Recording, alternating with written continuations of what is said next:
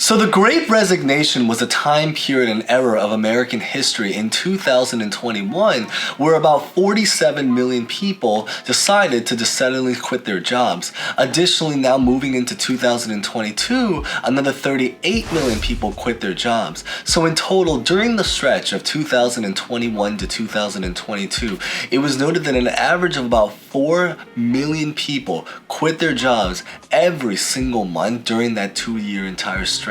And to this very particular day, now watching this in 2023, people are still quitting their jobs, but the difference is to a much lesser extent. What exactly ended up happening to the Great Resignation? That is what we are going to explore in today's video. What ended up happening to the Great Resignation, its aftermath, and why are there a lot less people now quitting their jobs with everything going on, such as like the recession, the economic just struggles and difficulties that have been happening inside of our world. That's what today's video is going to be about. So let's just get right to this video. But as always, if you guys enjoy this video, like, comment, subscribe, consider hitting the bell, and with that said, let's get started.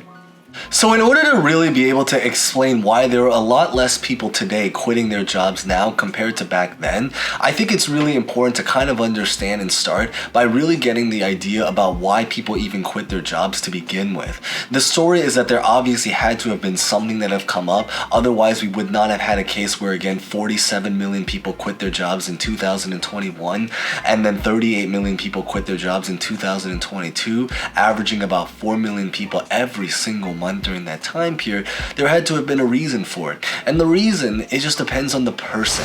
So with the Great Resignation situation, this article highlights some of the many reasons why people quit their jobs at that time period, because every single person had a very particularly different reason. But it was really because some people just simply rethought about their career journey and just felt that the values that they had just no longer aligned with the jobs that they currently were working. There was also some people that felt that the work itself wasn't very particularly challenging enough. I'm going to put some personal insights in a little bit, so hopefully there's some originality to this video as well, so you guys can watch through for that. But there's also some that felt that without growth, others just wanted better working conditions, some wanted better work-life balance, and finally some just really wanted more money. And I think that that's a very important thing, especially with inflation happening right now, where things are getting expensive. Having money is very important. Not just having money, but having a substantial or a reasonable amount of money to be able to live through these particular economic difficult times. Now, this graph really highlights a lot of the demographics about who actually physically quit their jobs. It was a very interesting graph because it noted that many of the people that quit their jobs were actually people in the age demographic of being in their relative 20s. And it's interesting because on the personal insight, that's also when I happened to quit my job back several years ago. Now, a little bit of a background story about me, because this is actually relatively related, is that I was someone that also quit my job back in my early 20s. I was not part of the Great Resignation because I quit my job well before pandemic era even happened. So this was like many years ago. But I quit my job during that time. There's already a video that highlights why I quit my particular corporate job, but many of these reasons are going to overlap with the reasons why other people quit their corporate jobs. So we're going to talk about that in a little bit, but I'll leave that video if you are interested in hearing about why I quit my corporate job at the very end screen of this video. You'll be able to click it and watch it and go to that video after this one. But the big idea is that it was noted that many people that quit their jobs quit it around their early 20s. And there's a particular reason for that, or why it makes sense. It's because during this time period, when you're in your early, mid, late 20s, that's one of the golden eras to be able to change your career because you're still relatively young. And it's relatively easier to do it compared to someone that might be in their 40s now that has responsibilities, that has work, kids, children, wife, bills, loans, mortgages, stuff like that. It becomes a lot more difficult. And so it makes sense why that particular age demographic was noted to have quit their jobs.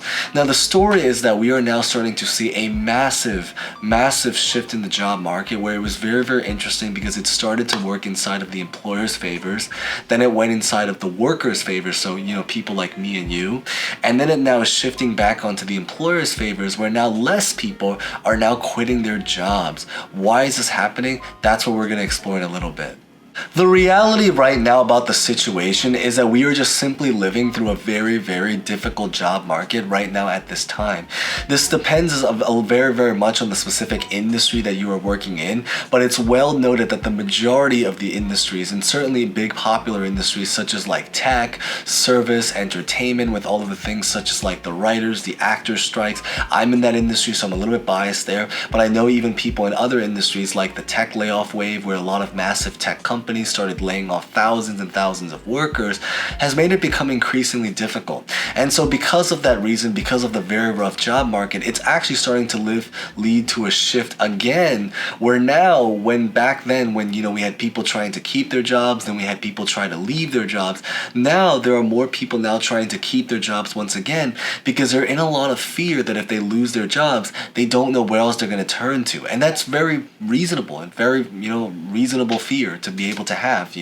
At that time period, it was a lot easier because the market was in the favor of the workers, so it was easier to be able to just quit your job and try to go somewhere else.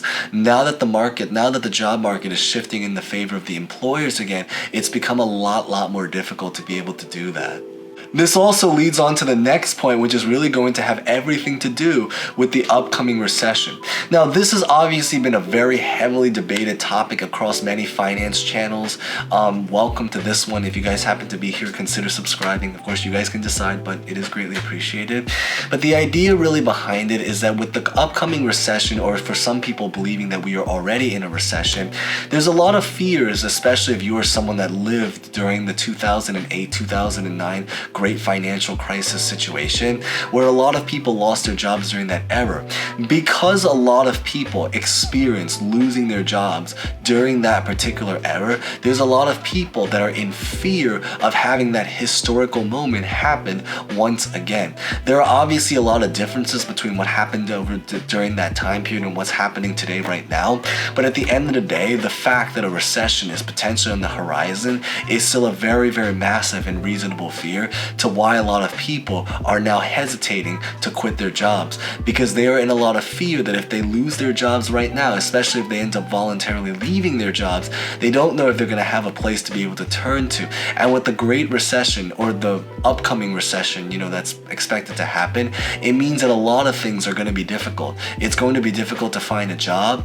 It's going to be difficult to take out loans. Why would you want to take out loans? For example, some people might want to start a business. It's going to become a lot more difficult to start a business, to go into the startup world, because a lot of businesses have to operate on loans, and if loans are becoming expensive because of the increased interest rates, then it's just going to make things even more difficult than they already are. So because of a combination of the Great Recession, the historical Great Recession, and then the upcoming recession, that is another reason that's leading to why there's so much fear going on right now inside of our economy about what the job market is currently happening, or what's going on right now.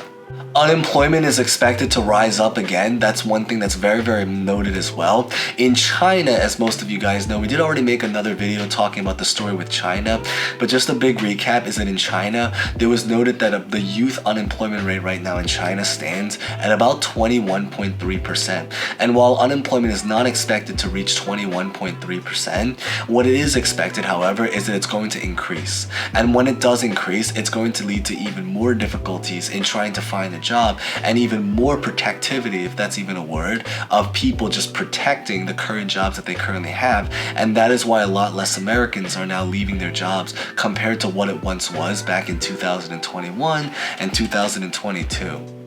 And then finally, the last reason why there's a lot less people quitting their jobs now is actually really maybe more of a positive, light, brightful reason to this video, which is really because of another movement that's now happening called quiet thriving.